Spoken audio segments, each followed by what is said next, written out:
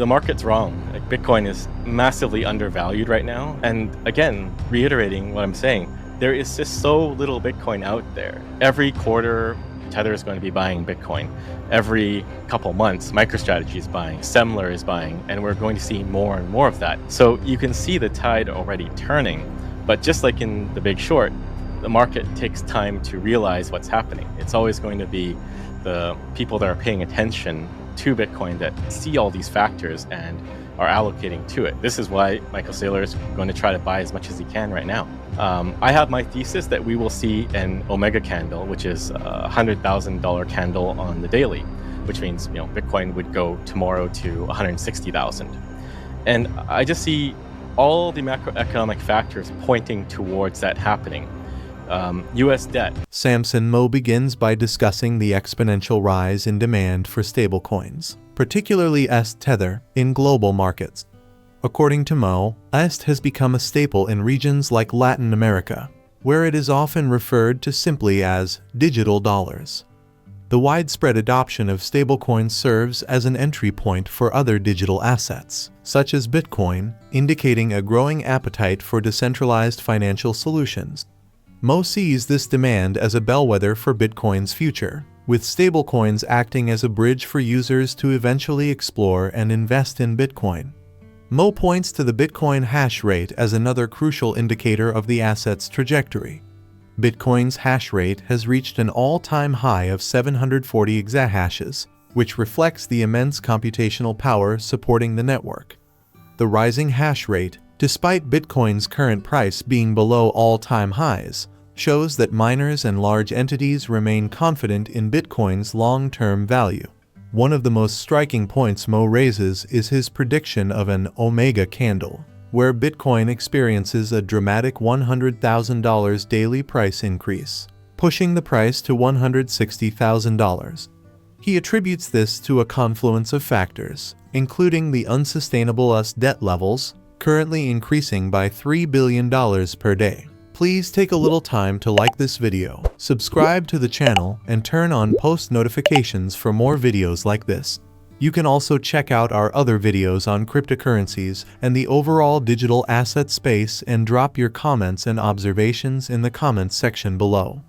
Everything you do helps with the YouTube algorithm and immensely contributes to the channel's growth.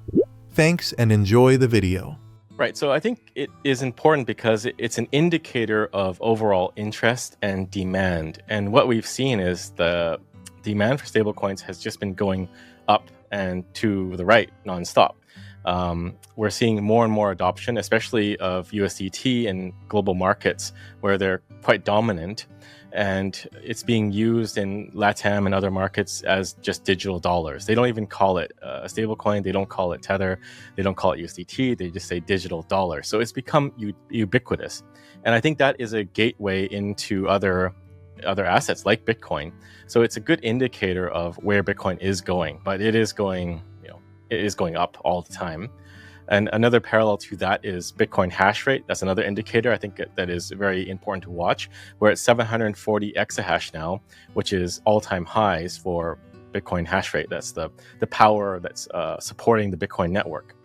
And that is a really good indicator of where things are going in terms of price, because usually it's a leading indicator and it dictates where price is going. And all-time high for hash rate usually will lead to an all-time high in price. And it's even more interesting to watch at this time because as the price is somewhat depressed, we're not at the all-time high for price. We're still seeing hash rate coming online, which indicates a very strong vote of confidence from entities that are mining, either corporate or nation state, that they're expecting Bitcoin prices to balance out the cost to produce Bitcoin through mining with the market price of Bitcoin. I have my thesis that we will see an Omega candle, which is a $100,000 candle on the daily, which means Bitcoin would go tomorrow to 160,000. And I just see all the macroeconomic factors pointing towards that happening. US debt, I think that was the one we missed, but debt was the one. I'm pretty sure. US debt is now $3 billion a day. Previously, it was $1 billion increase per day. And interest payments next year are likely going to top 1 trillion on a $30 7 trillion debt at that time. Who knows? But none of this is sustainable. And at the same time, you have strong Bitcoin fundamentals. You have strong corporate acquisition of Bitcoin by MicroStrategy, by Tether, and others. You have the ETFs, which are still accumulating. It's been flat for the last couple of days, but on net, they're always accumulating. And then you have this crushing debt that has to be dealt with. Either you rebase dollars to Satoshis or you default. There's no other way. There's no way to pay that debt. There's no way to grow out of that debt. So it just seems to be, the system seems to keep on rolling when we should see Bitcoin massively going into full bull market FOMO mode right now. The market's wrong. Like, Bitcoin is massively undervalued right now at whatever it is, 56,000-7,000 per coin.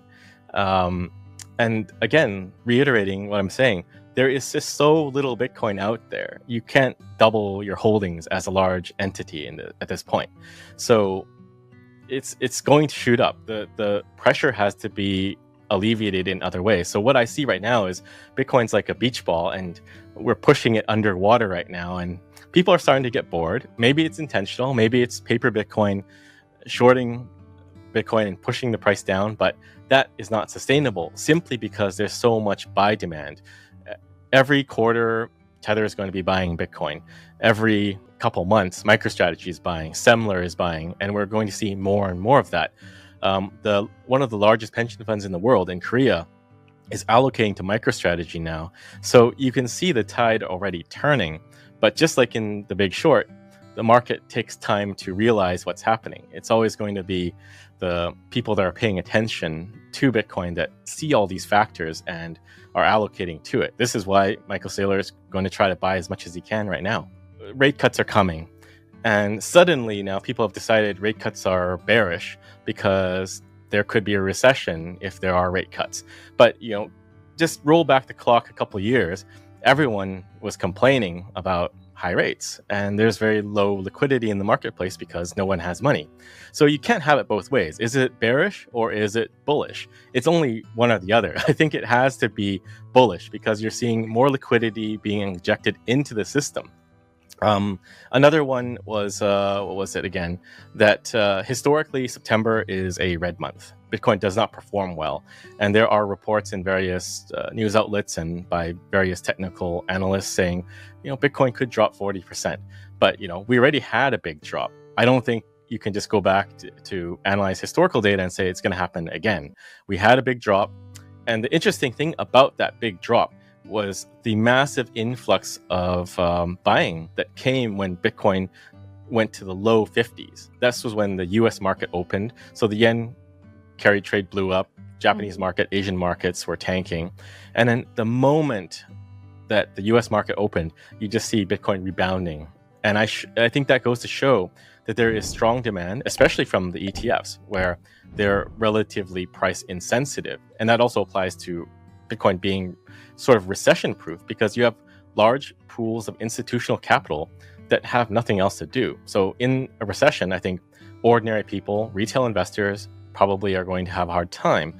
But we are seeing pension funds with hundreds of billions of dollars invest in Bitcoin. And that doesn't really change in a recession. They still need to meet their obligations and deliver to the pensioners. And it's the same for every other major institutional investor. They're sitting on piles and piles of cash, and they're going to do something with that. And it's likely that they will put it into Bitcoin. At least that's the trend I'm seeing. Despite the increasing centralization of Bitcoin holdings by institutions and even nation-states, Mow believes that Bitcoin's decentralized nature will remain intact. The network itself is resilient, and even if large entities hold significant amounts of Bitcoin, it won't compromise the integrity of the system.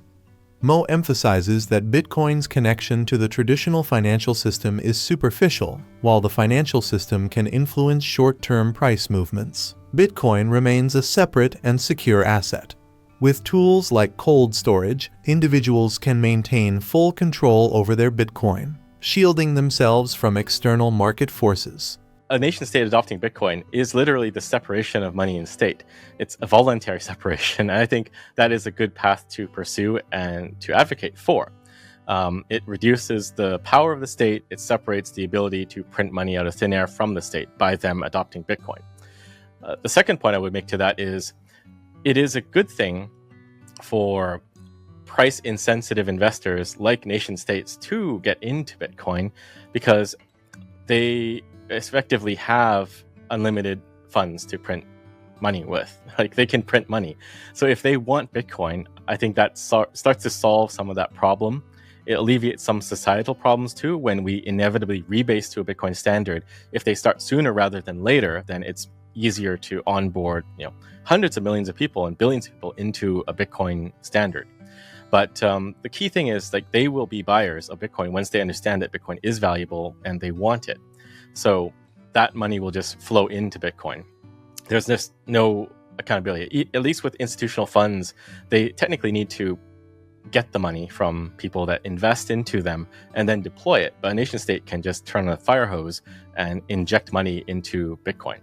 But also that applies to mining as well. I think nation states mining are also going to be less price sensitive compared to, more corporate company level miners, which might need to sell Bitcoin to pay power bills. But most energy companies are state owned. And if you see the merger between mining Bitcoin and energy, they do need a base load consumption or usage of the base load. So as it becomes one and the same, that a energy company is a Bitcoin mining company, you'll see less volatility in the market because they're not needing to sell Bitcoin. They're just mining Bitcoin because they have excess energy. But I think we're already seeing the market move away from that with companies like Marathon buying Bitcoin instead of selling Bitcoin. There's no reason at all for a public mining company to be selling any Bitcoin. They should be pursuing the MicroStrategy playbook, which is debt to buy more Bitcoin on top of what they are already mining.